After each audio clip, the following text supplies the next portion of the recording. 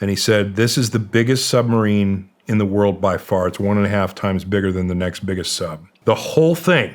He nailed it all. Are you serious? Yeah. Later in his life, when he was doing remote viewing, like for one example, he got a call one night when he was in Las Vegas. How much money did they dump into this program? We don't know exactly. Joe personally told me over a lunch, millions. So more than one, officially.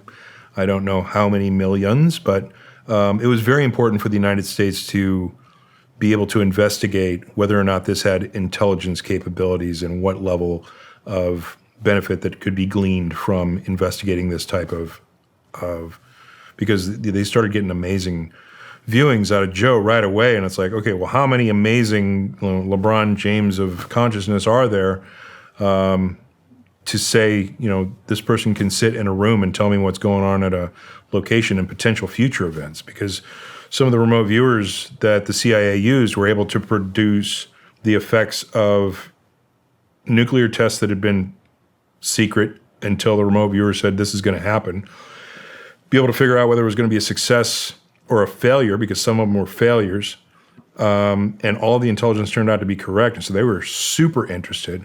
Joe McMoneagle never missed the location of a nuclear sub in his entire career because he explains that there's a high level of entropy in a reactor for a sub, and that just glows like a big bright light in consciousness where those locations of those types of entropy events are.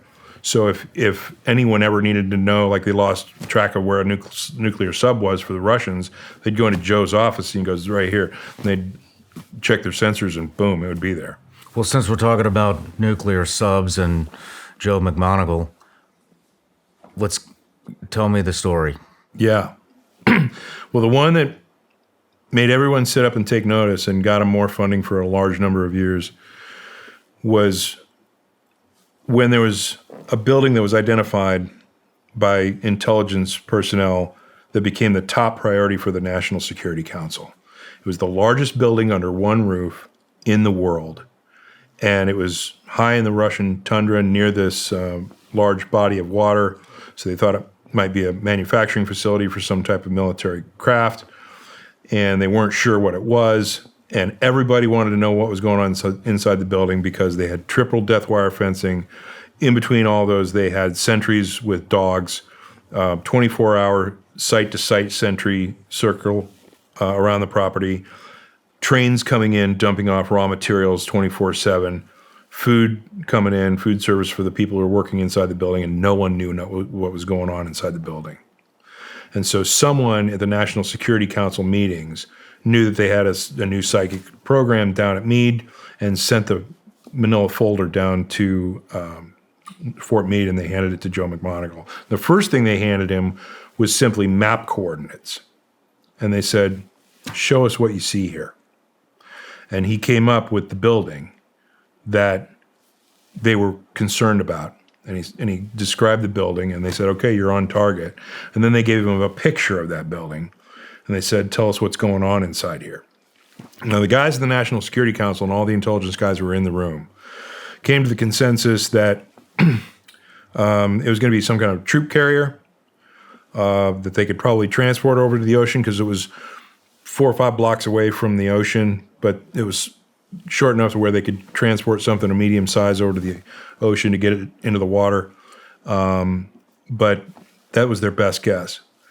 Joe McMoneagle was the only person who came up with the result.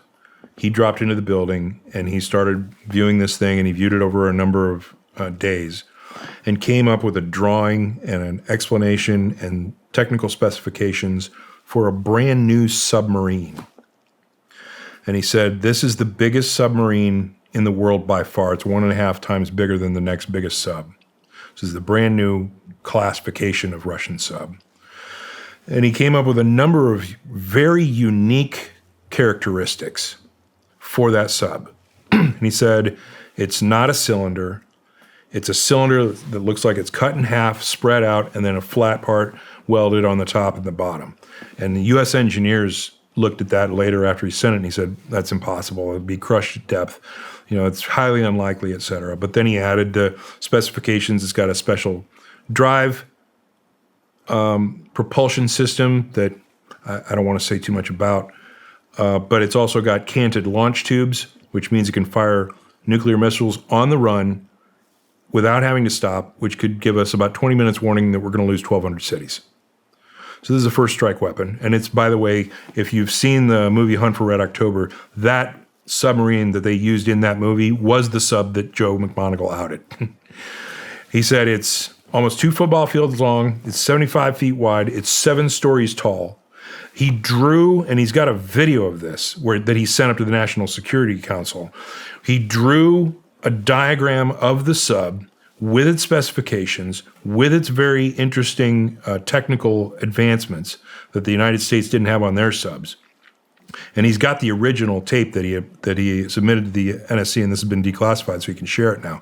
So this is the tape that he reported up to the NSC before the thing was launched, and proved him correct. But he sent all that up, and Robert Gates was the guy who is collecting all the information for the people, disseminating the information for the National Security Council. Didn't even let it through. Really? Yeah, because he's like, this came from a psychic. And they're like, yeah. And he's like, he looked at it, and he like looked at the report, and he's like, okay, the engineer said the sub can't survive at depth. It's way too big. He's the only guy who thinks it's a sub. It's not. They're not going to be able to roll this off into the water. There's no water there, and it's too big to transport over to the ocean. So he wrote total fantasy on top of the report and sent it back to Joe at Meade. Joe is not pleased. He's a little bit of an attitude, and he's a really good operative who's now just been put into this remote viewing thing where he's had some success in. And he's like, I know this is a sub. And so he took that total fantasy remark and he wrote under it. He went back into a meditation and he looked at the sub again. He looked how far along was it.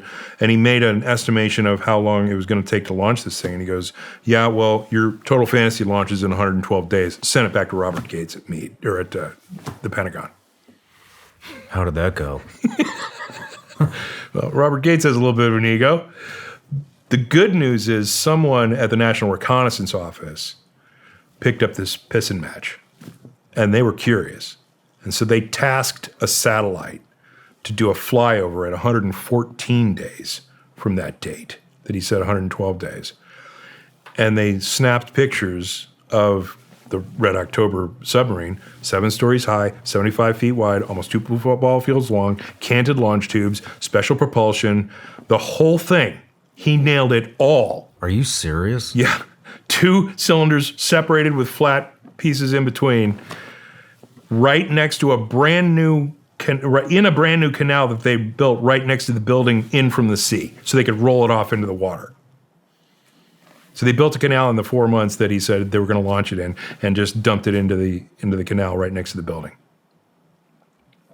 So that was interesting. And they were 2 days into, they had all their hatches wide open because they were loading reactor cores and missiles 2 days into the process of loading missiles. So he nailed it to the day, including all the specifications. And no one believed him. And it was one of the greatest information gathering operations for any launch of any Russian equipment since and to this day. I would imagine that sparked a lot of interest in remote viewing in Robert Gates. Later in his life, when he was doing remote viewing, like for one example, he got a call one night when he was in Las Vegas from the local sheriff who was looking for a missing child. And the mom thought the child was with dad, and the dad thought the child was with mom, and it's getting dark when they figured out the child is missing. And it's in the Virginia wilderness and in the county in which Joe lived. And there's wild animals, and it's getting cold at night, and the kids may not make it. He got a call in the middle of the night by the sheriff who's like, let's get the psychic on the phone. And Joe immediately picked up the phone, closed his eyes for like 5 seconds, and then basically told the sheriff, he goes, send your deputy out this road to this particular location. Have him stop the car, get out of the car, get his compass out, and at 318 degrees on his compass, I want you to walk 1,209 steps. Stop, call the child's name out, and he will respond. And that was like within 5-10 seconds of getting the call and asking, what the details were. And then he gave a reading. And so he goes back to bed thinking, okay, hopefully they're going to find the kid. If they follow his directions, they will. 5 minutes later, 10 minutes later, you get another call in his hotel room, and he's pissed because it's ringing the phone in the middle of the night again. So he gets up, grabs the phone. Hello? Joe, we sent our officer out there to the spot where you said, and he pulled out his compass, but this officer just said he got back from training last week regarding missing children, and he said the statistics are that kids 10 and under will not walk up a hill when they're lost. But he's looking at his compass reading, and it goes directly up a steep hill. What do you want us to do? And his answer was immediate. It's like, do what I told you to do. Click. And so then another 5-10 minutes goes by, and he gets another call, and he picks up the phone a little softer this time because I think he had a feeling that they found him. He's like, did you find him? And she goes, yes, Joe, thank you very much. Good night. And so the officer, against his training, went up the hill, 1,209 steps, followed the directions, stopped where he was, called out the child's name, and the kid answered him because he had walked up the hill to get to a cabin, and he was sleeping on the back porch sofa of a cabin that was deserted at the time, but it had a light on. And he was a 5-year-old kid, and he said, my daddy said if I ever got lost, walk to the closest light and stay there. And so he went up the hill. Hey everybody, I'm Shawn Ryan. Click here to subscribe to the Shawn Ryan Show YouTube channel for the hottest and most compelling interviews that you will not see anywhere else. I've also made a playlist of all the previous SRS episodes so they're easy to find. You can find that right here.